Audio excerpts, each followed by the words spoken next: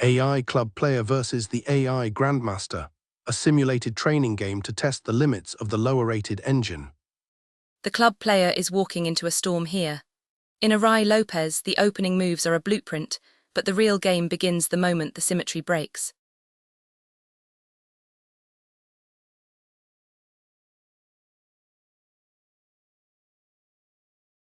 White opts for the exchange variation, capturing the knight on c6. It's a structural trade. White creates a pawn majority on the kingside, but black gains the bishop pair as long-term compensation. Black develops the bishop to g4, pinning the knight to the queen. A provocative choice. Black is already claiming more territory. You can see the blue starting to bleed across the board. White brings the knight to d2, preparing a central push. A slow maneuver. They're trying to solidify the center before committing, but the Grandmaster isn't giving them much room to breathe. The knight captures on d6, forcing the queen to respond. White is eliminating the light-squared bishop. It's a tactical simplification, though it removes a key defender of the dark squares. Black pushes the g-pawn to g5, initiating an attack. This is the signal. Black isn't interested in a quiet game. They're launching a direct assault on the White King's castle. White captures the knight on f4 with the bishop. A necessary trade, but it's a gift. Opening that g-file is like opening a door for the black rook. The bishop slides to b3, eyeing the center. Well, that's a bit optimistic. The piece is active, but it's not stopping the momentum on the other side of the board. Black eliminates the knight on f5. This clarifies the position. White's pawn structure is now fragmented, making the king even more vulnerable. Black pushes the c-pawn to c5, challenging the center. Look at the heat map now. The board has turned truly purple.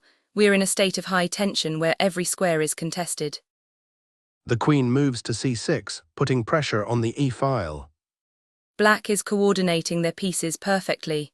They're not just attacking, they're squeezing the life out of White's position. The queen penetrates deep into the white camp on a2. This is a psychological blow. Once the queen enters the second rank, the defensive task becomes nearly impossible. White trades queens on c3.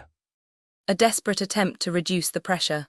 Trading usually helps the defender, but here it just removes White's only active piece.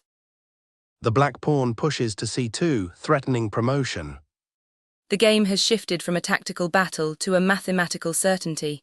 That pawn is a ticking clock. White takes the pawn on c2, but it's a temporary fix. A forced move. Black's rook on d1 is a monster, and White is just rearranging the furniture. Black recaptures on c2. Notice the shift in the colors. The red is evaporating and the board is becoming an ocean of blue. The f-pawn advances to f2. The final nail. Once that pawn reaches the 7th rank, the king is essentially a spectator.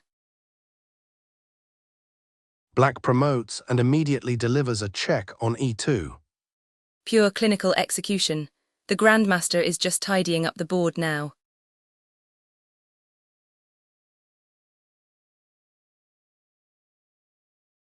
A masterclass in pressure. White played reasonably, but the strategic depth of the Grandmaster was simply too much. And it ends with the queen taking on f8, checkmate.